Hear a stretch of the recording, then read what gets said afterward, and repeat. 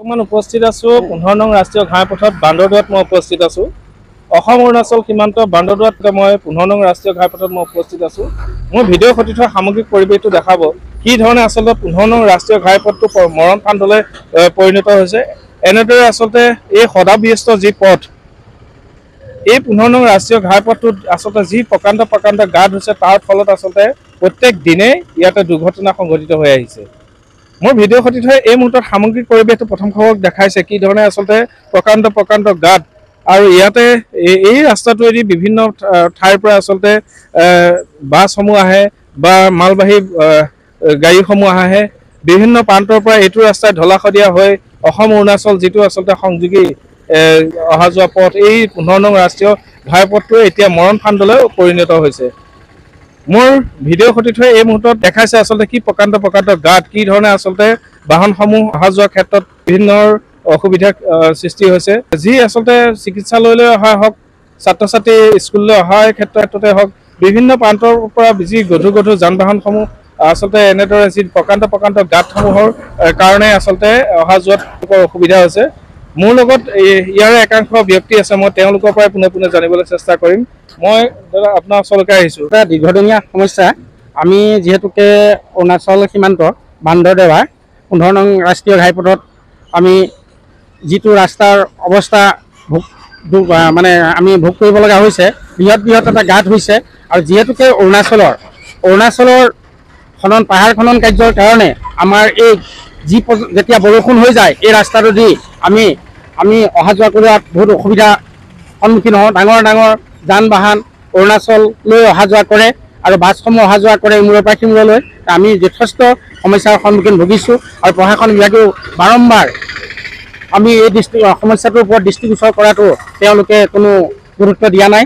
গতিকে আমি এজাক বৰষুণ হ'লে পাহাৰ খনন কাৰ্যৰ কাৰণে ৰাস্তাটো দি অহা যোৱাৰ আমাৰ গাড়ীসমূহ বন্ধ হৈ যায়, বিভিন্ন সমস্যাৰ সন্মুখীন হ'বলগীয়া হয়। আমি বান্দৰদোৱালৈ আহিবলৈ হ'লে বহুতখিনি কথা চিন্তা কৰিব লাগে। আমি বাইকখন লৈ আমি বান্দৰদোৱালৈ পথালি পাহাৰ পৰা আহিব নোৱাৰোঁ, প্ৰায় 1 ঘণ্টা সময় লাগে আৰু যথেষ্ট যান জঁটৰ সমস্যা হয়। গতিকে এই বিষয়টোৰ ওপৰত আমি দৃষ্টিগোচৰ দিবৰ কাৰণে অৰুণাচল চৰকাৰ আৰু আমাৰ অসম চৰকাৰৰ জিলা উপায়ুক্তকো আমি সাদৰেৰে আহ্বান জনাইছোঁ যে খুব সোনকালে আমাৰ এই গাঁতসমূহ আৰু এই ৰাস্তাটো আমাৰ ভাল কৰি দিব লাগে। যথেষ্ট সমস্যাৰ সন্মুখীন হৈছে। এটা কথা ক'ব লাগিব, যিহেতুকে বিভিন্ন প্ৰান্তত অসমৰ বিভিন্ন প্ৰান্তত বহুতখিনি টোল গেট হৈ গ'ল। এই ক্ষেত্ৰত কিন্তু বিশ্বনাথ জিলাৰ হাৱাজানৰ পৰা বগীবিল পৰ্যন্ত যি আচলতে শোচনীয় ৰূপত ৰাস্তা, যি আচলতে প্ৰকাণ্ড গাঁত, মানুহৰ যি সমস্যা হৈছে অহা যোৱাৰ ক্ষেত্ৰত, কি ক'ব? আমি এইটো ক'ব বিচাৰোঁ যে আমাৰ যিটো হাৱাজান লখিমপুৰ জিলা আৰম্ভ হোৱাৰ পৰা আমি ডিব্ৰুগড়লৈ যাবলৈ আমাৰ ৰোগীসকলে যথেষ্ট যি 4 ঘণ্টা সময়, 4 ঘণ্টা ঠাইত 8 ঘণ্টা সময় লাগে। গোটেই ৰাস্তাটোৱে অৱস্থা খুব এটা বেয়া অৱস্থালৈ পৰিণত হৈছে।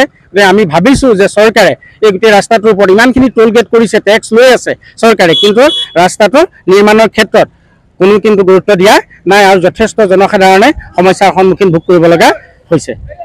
ঘাইপথ প্ৰাধিকৰণে কিন্তু এই মুহূৰ্তলৈকে এই ৰাস্তাটো সন্দৰ্ভত গুৰুত্ব সহকাৰে লোৱা নাই, য'ত নেকি দিনক দিনে দুৰ্ঘটনা সংঘটিত হৈছে। যথেষ্ট যান জঁটৰ মাজত দুৰ্ঘটনা সংঘটিত হৈছে। আমি দেখিছোঁ যিহেতুকে গাঁত হৈছে, গাড়ীবিলাক স্পীডত আহি পেলাই তেওঁলোকে নিয়ন্ত্ৰণ হেৰুৱাই পথতে পৰিব লগা হৈছে আৰু যাত্ৰীসকল আঘাত হৈছে, মৃত্যু হৈছে।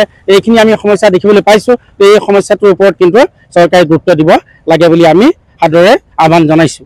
শেহতীয়াকৈ কি ক'ব, যিহেতুকে বানেগড়কা লখিমপুৰ, বানেগড়কা ধেমাজি, তাতে আকৌ যি 15 নং ৰাষ্ট্ৰীয় ঘাইপথটোত প্ৰকাণ্ড গাঁত, য'ত নেকি মানুহৰ অহা যোৱাৰ ক্ষেত্ৰত সমস্যাৰ সৃষ্টি হৈছে। হয়, আমি যিহেতুকে বানেগড়কা আমাৰ লখিমপুৰ, ইয়াত যথেষ্ট নাওবৈচা, লালুক ইত্যাদিকে ধৰি গোটেইখিনি ৰাস্তাই আমাৰ আচলতে বেয়া হৈছে।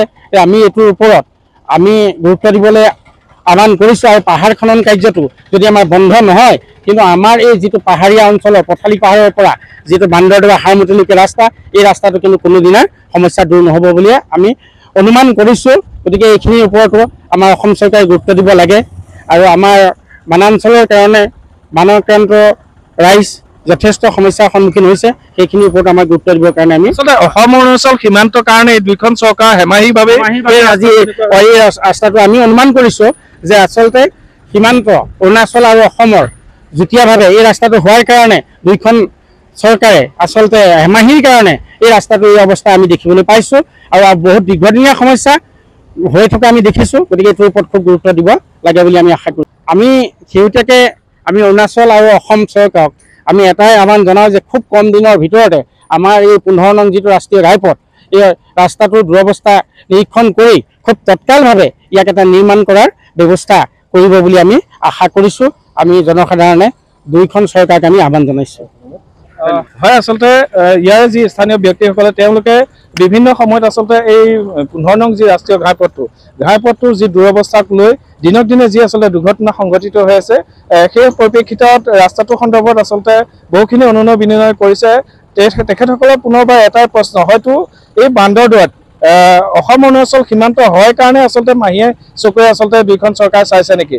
গতিকে শেষত তেওঁলোকে অসম চৰকাৰ মাননীয় মুখ্যমন্ত্ৰীকো আহ্বান জনাইছে যাতে খুব কম সময়ৰ ভিতৰতে 15 নং ৰাষ্ট্ৰীয় যি ঘাইপথটো প্ৰাধিকৰণৰ থ্ৰুৱেদি এক সুচল যাতায়াতৰ পথ কৰিবৰ কাৰণে অনুৰোধ জনাইছে তেওঁলোকে। মই সামগ্ৰিক পৰিৱেশটো মই বান্দৰদোৱাৰ পৰা দেখাবৰ কাৰণে চেষ্টা কৰিলোঁ।